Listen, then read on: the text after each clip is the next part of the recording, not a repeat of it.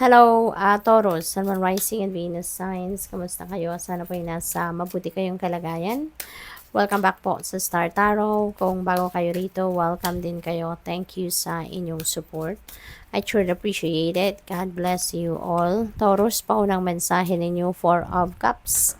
May offer sa inyo. No? This is the hand of the universe. Merong binibigay sa iyo na cup, ino-offer sa iyo, pero parang wala lang sa'yo, no? Parang deadma ka or nakikita mo pero not interested, no? Parang ganon. So, this is, a reminder sa'yo or heads up, no? Na merong offer na maaring dumating kung wala pa to. Merong offer na dadating sa'yo. And that is, heads up already sa iyo na pansinin mo naman, Taurus, no? Regardless kung ano ang nararamdaman mo ngayon, pansinin mo pagdating ng opportunity na to. Baka kasi ito yung magiging sagot sa mga problema mo. Baka yung opportunity na to ang bubuhay muli ng inyong passion. Bubuhay muli ng inyong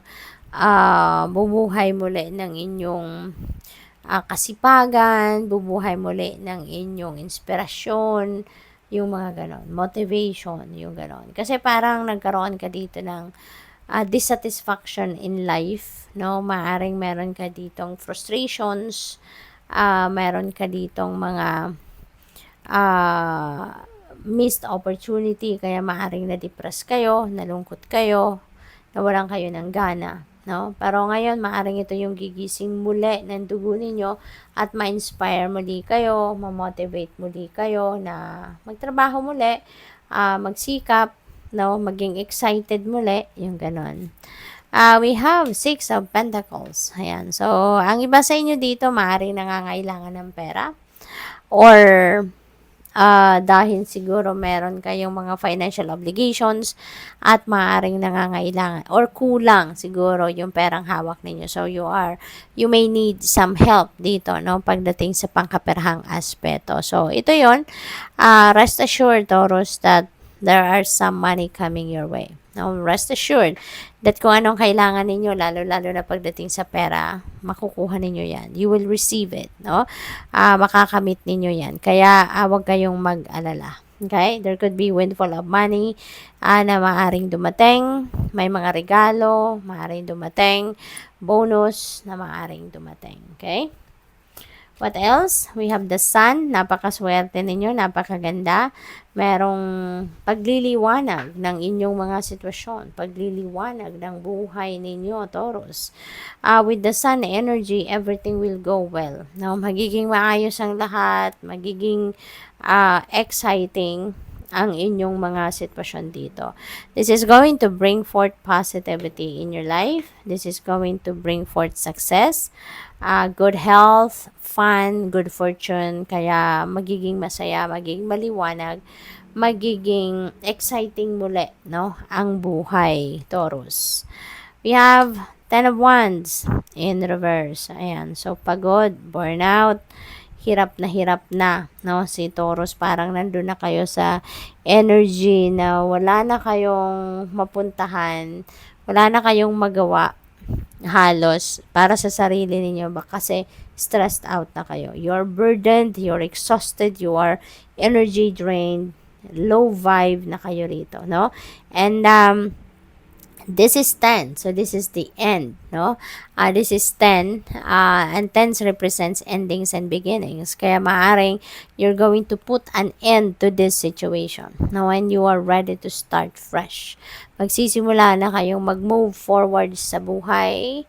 Maaring babaguhin nyo na ang inyong sitwasyon dito by asking for help or maaaring magkikwit na kayo, iiwanan nyo na ang sitwasyon na to na kung ano man na nagpapahirap sa inyo.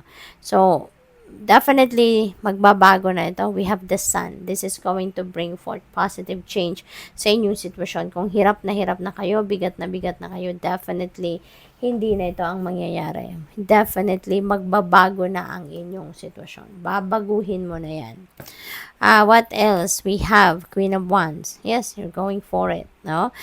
Magdedesisyon ka, once na magdesisyon kang ibaba na ang mga wands na yan, magdidesisyon kang iwanan na ang sitwasyon na yan, you are definitely going for it. By hook or by crook, you're going to you're going to try to do anything and everything in your power para mabago ang inyong sitwasyon. So, definitely, magpupursige ka. You're going to be optimistic. You're going to be persistent dito at gagawin mo ang lahat para mabago ang inyong sitwasyon. We have strength. Ayan. So, maaaring kailangan mo dito ng lakas ng loob for you to be able to overcome this situation, for you to be able to leave this situation behind you. Kailangan mo dito ng iba yung lakas ng loob. Kasi it's not easy to let go. It's not easy to release, or it's not easy to leave something behind you. Kaya kailanganin mo dito ng lakas ng loob para magawa mo to para sa sarili mo. Okay, Taurus? For the longest time, nagtiis ka dito. Tiniis mo ang sitwasyon na to para sa iba. Para sa ikakaayos sana ng lahat ng inyong relationship with other people. Pero now, it's taking a toll on you. Yung sakripisyo mo, parang hindi naman, baka hindi naman tawag dito, na-appreciate ng iba. Kaya maaaring hindi ka tinutulungan, wala kang tulong na nare-receive because dead ma lang, no? Kung ano man ang nangyari sa'yo, dead ma lang siguro ang iba. What else? We have 7 of swords. Mag-iingat kayo, Taurus. Okay? This is a warning for you na there may be a sitwasyon sa paligid ninyo na baka yung mga taong nasa paligid ninyo, baka timing na, alam mo yun, low vibration people ang nandiyan dyan, no? So, there could be mga sinungaling, manloloko, cheaters, liar, stealers, yung mga gano'n, mga sneaky moves, siguro ang gagawin ng mga tao sa paligid niyo. Kaya, maging mapagmatsyag ka, be vigilant, at lakasan mo ang inyong pakikinig sa inyong intuition. Kasi it will give you a signal kung there is something off-key with the people around you. Okay?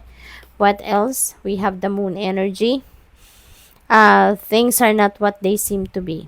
Okay? Kaya do not be fooled by kung ano man ang nakikita ninyo sa inyong naked eye. Okay? Huwag kayong maniniwala agad-agad sa mga nakikita mo sa inyong paligid. Maging allow your intuition to be your guide. Okay? Kasi ginagabayan ka ng divine universe by sending you intuitive messages and by sending you information through dreams. Kaya pay attention also to the elements na nakikita mo sa inyong panaginip dahil mensahe din yan para sa'yo, gabayan para sa'yo. Okay? So good luck. Thank you for watching. Love and light. Namaste.